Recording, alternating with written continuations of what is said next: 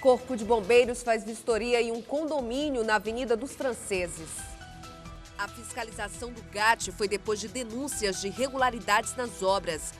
Laudo do Laboratório de Química da UEMA mostra que uma marca de água mineral comercializada em São Luís está fora dos padrões da Anvisa. INSS começa a enviar às casas dos segurados avisos sobre aposentadoria. E veja também, MAC estreia com vitória no retorno do Campeonato Maranhense. Agora, no Guará News.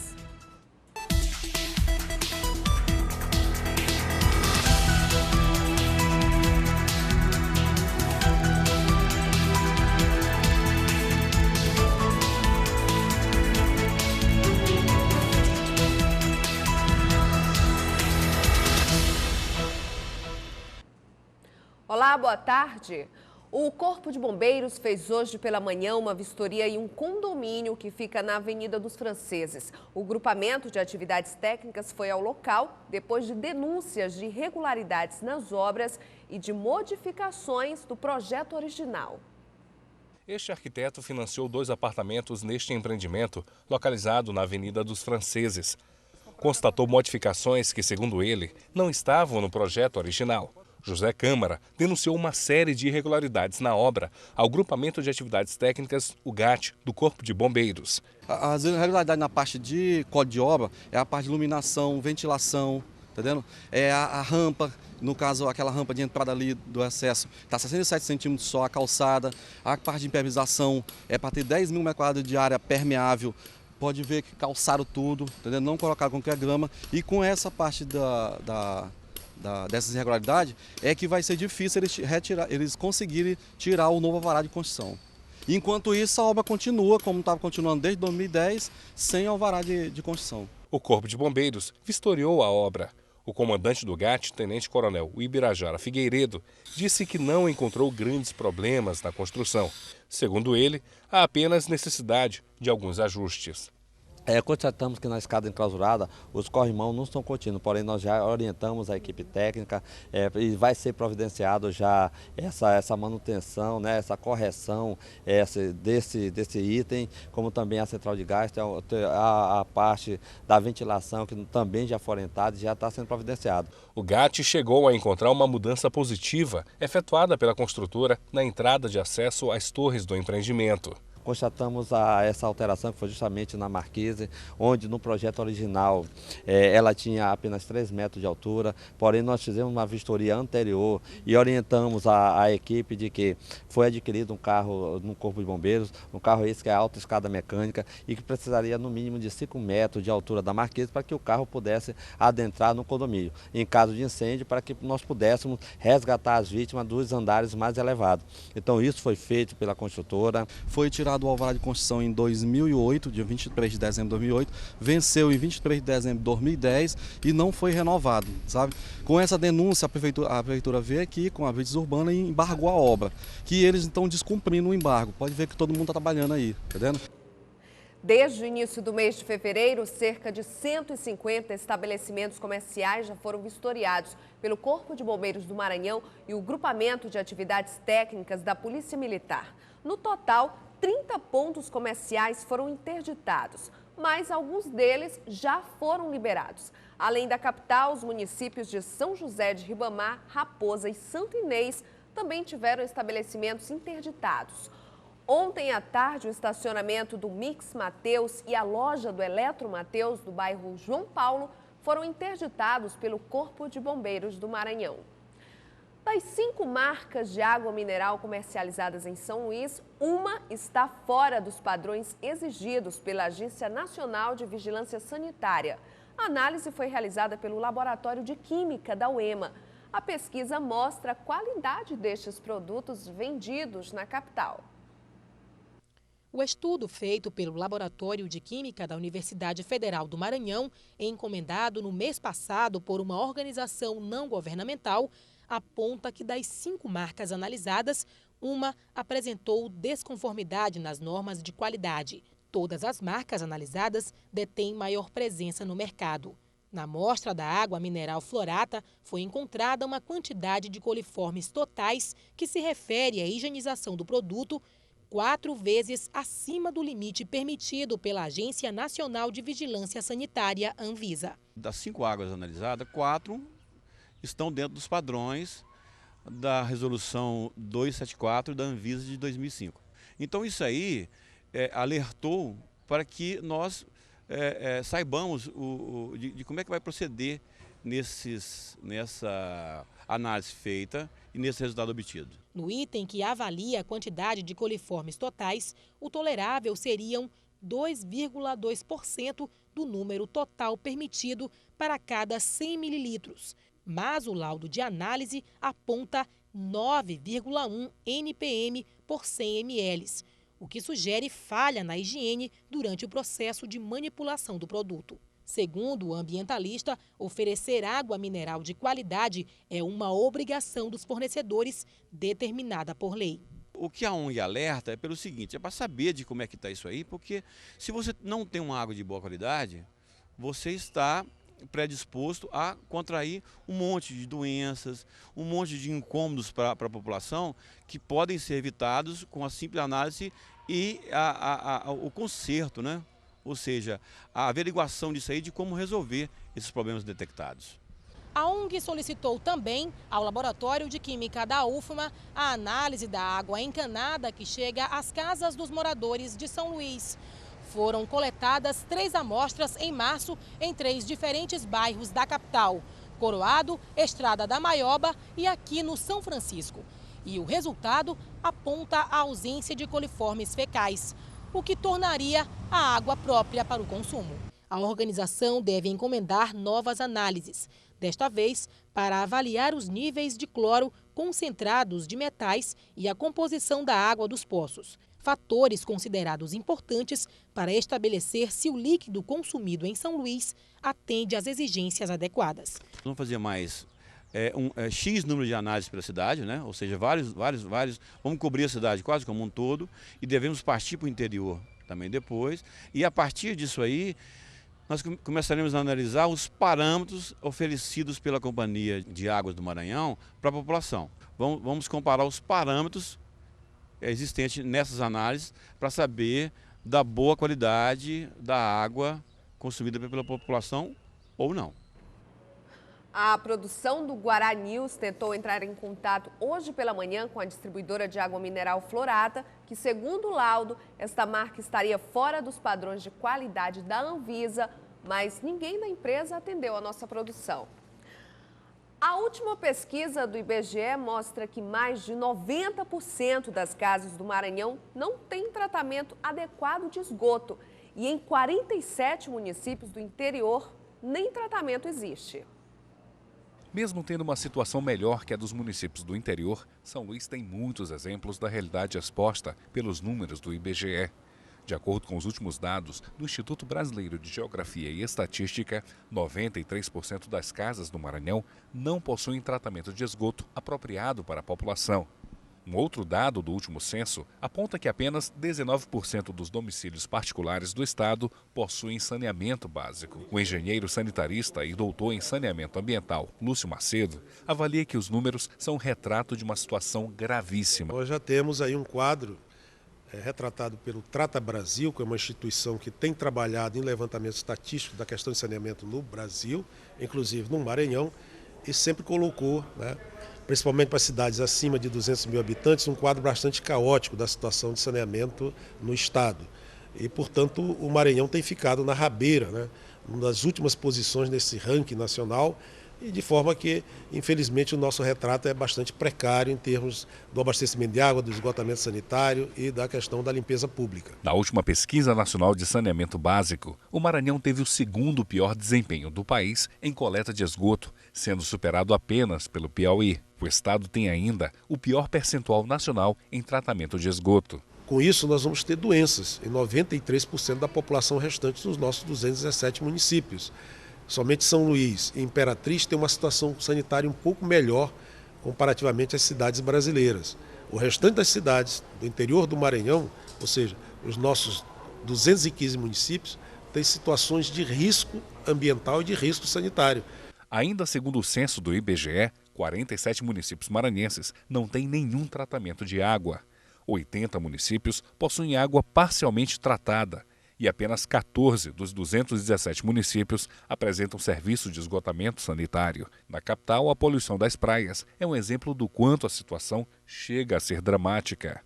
Aqui nós poderíamos seguir os mesmos passos. São estações de tratamento de esgotos, despoluição dos rios e principalmente eliminar os pontos de carga de lançamento difusas, esses pontos de hotéis, bares, restaurantes, que contribuem com o aporte significativo de material orgânico, principalmente esgoto, para a poluição das nossas praias. A seguir, o INSS começa a fazer chamadas dos seguradores com condições de solicitar a aposentadoria.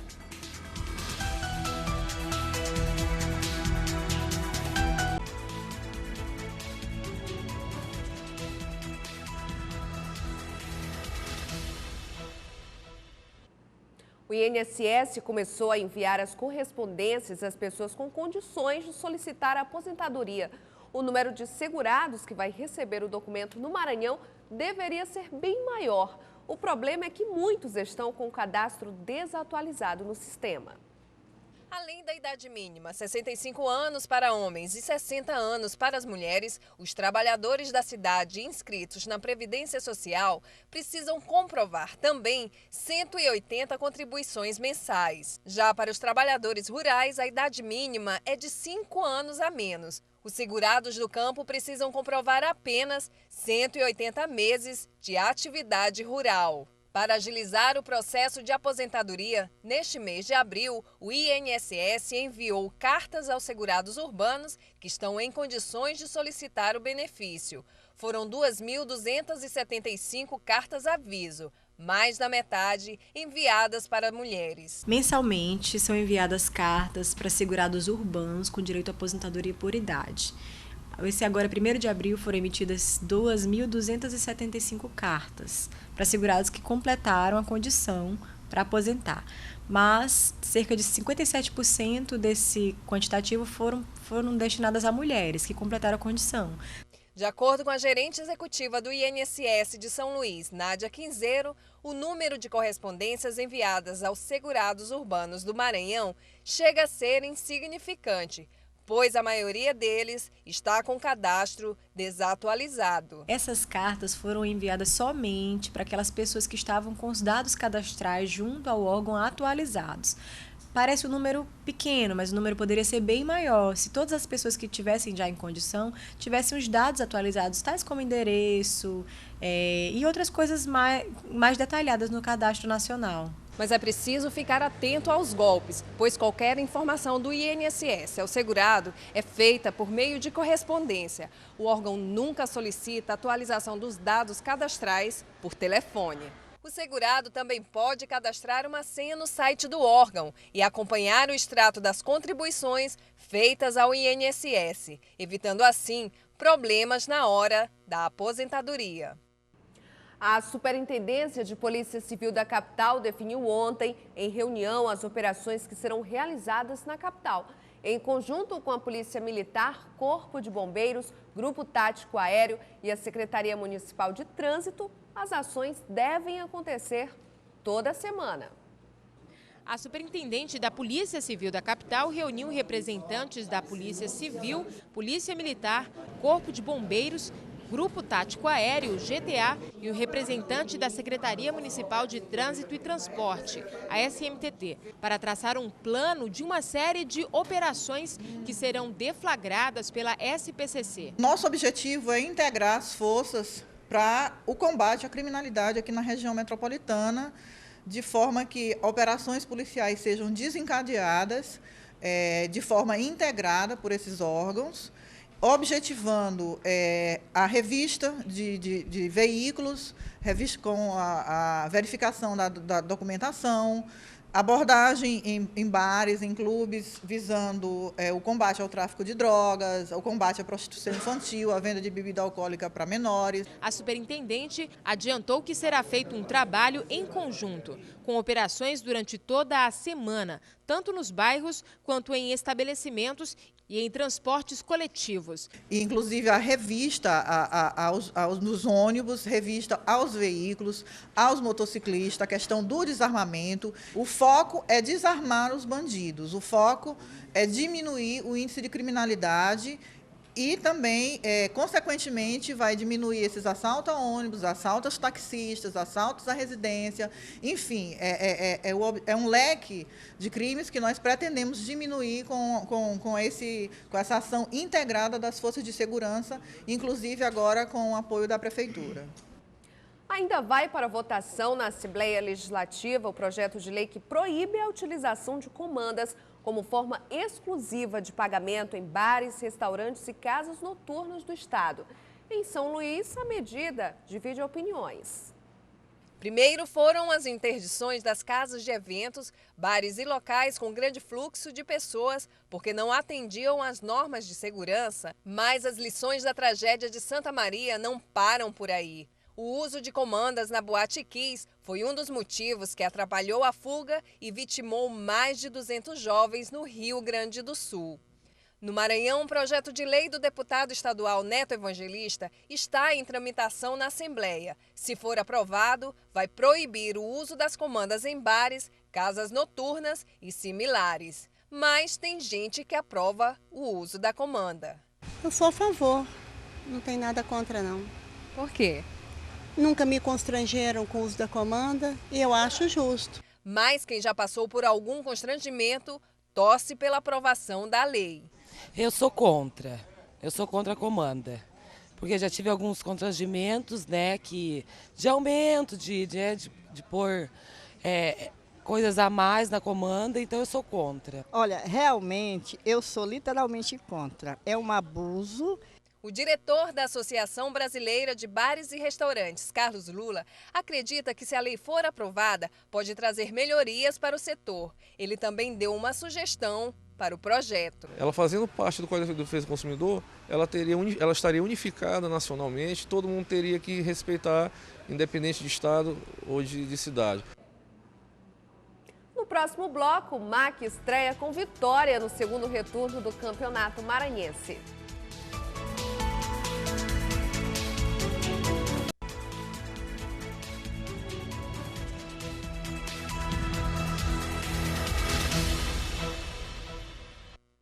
Ontem foi o lançamento da primeira revista editada pelo Instituto Jackson Lago. A primeira edição mostra a história política do ex-governador do Maranhão e que foi por 3 vezes prefeito da capital.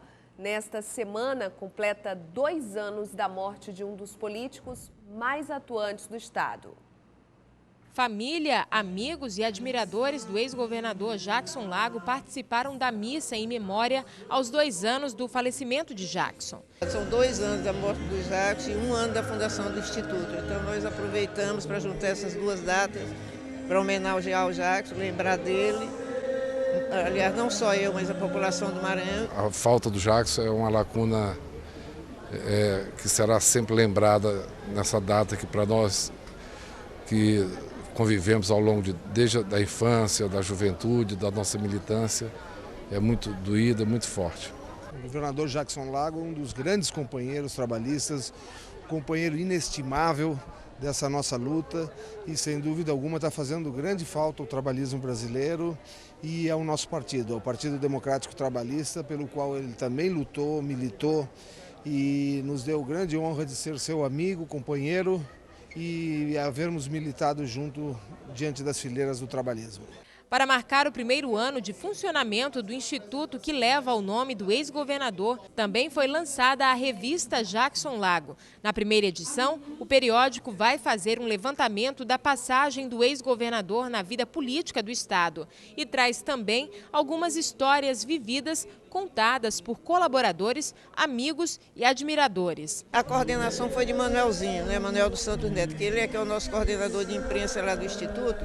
E Manuelzinho, junto com a nossa equipe, nós saímos juntando várias situações e montando, né, para saber mais ou menos como ia ficar. A sua biografia, que pode e deve servir de exemplo a políticos, a juventude, enfim, a sociedade maranhense, para dizer que um homem praticamente sozinho conseguiu derrubar uma oligarquia que transformou o Maranhão no estado mais pobre do Brasil. Companheiros políticos que foram até o evento relembram que neste mês, dia 17, completam 4 anos da cassação que tirou o mandato do governador eleito em 2006. O povo do Maranhão vai se lembrar por muitos anos da figura do Jackson. Foi sempre um cara simples, honesto, foi um bom gestor e partiu daqui de forma trágica, angustiado por conta de uma cassação injusta. Eu fui vice do Jackson e tenho dele o melhor exemplo possível, do melhor homem público e de uma retidão muito grande. E mais importante, compromisso com os segmentos mais humildes do nosso estado. Nós estamos todos aqui reunidos na mesma oração de fé, evocando um dos grandes homens públicos do Maranhão, para que nenhum de nós, nesta geração, neste nosso tempo, nos esqueçamos dos compromissos que ele foi um grande semeador de esperanças e de bons exemplos na gestão da coisa pública. E para que, não nos esquecendo destes exemplos, não possamos esmorecer na luta que deve continuar pelos pobres, pelos humildes, que só alcançarão a cidadania plena quando tiverem respeitados todos os seus direitos democráticos. E o assunto agora é futebol. E ontem à noite, quem estreou no retorno do Campeonato Maranhense foi o MAC, que iniciou com uma vitória sobre o Santa Quitéria. Destaque para o centroavante Casagrande, que depois de ficar fora do primeiro turno por conta de uma lesão, voltou com muita vontade de gols. Em noite de estreia dos dois times no segundo turno, casa vazia. E as equipes pareciam não estar muito em clima de jogo, não. Até que, em um milagroso passe, e sai o primeiro gol da partida.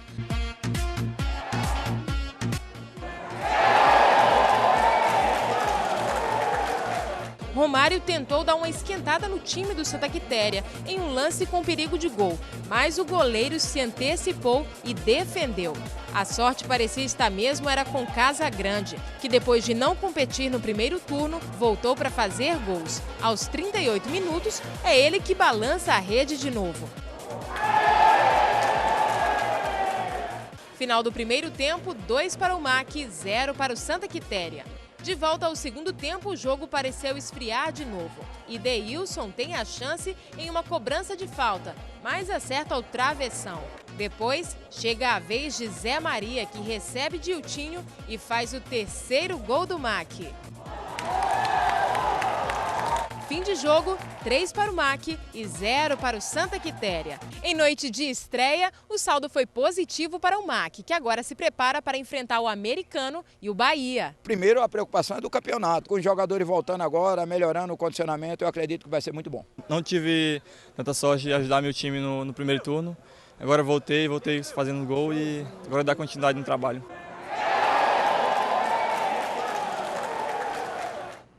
E o MAC volta a campo neste domingo no Nhozinho Santos. O Maranhão vai enfrentar o Americano às 4 horas da tarde.